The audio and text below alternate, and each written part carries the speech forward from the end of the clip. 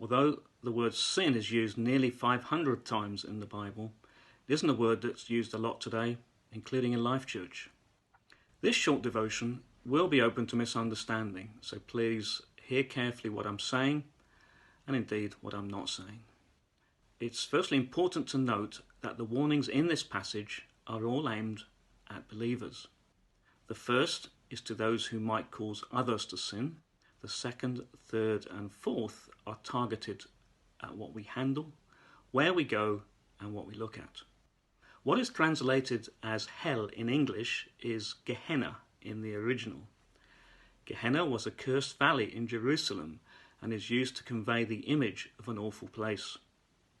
Popular evangelical theology tends to assume that hell in the Bible is always speaking of the final destination of those who have not placed their faith in Jesus.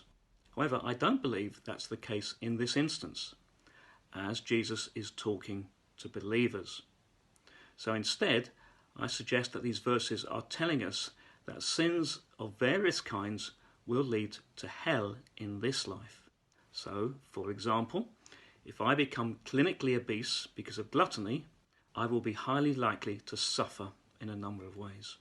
The last two verses allude to purification by salt and fire and urge us to be salted such that we do not lose our flavour and can therefore still be a blessing to others, and not, as Matthew's Gospel says, be declared not fit for purpose anymore.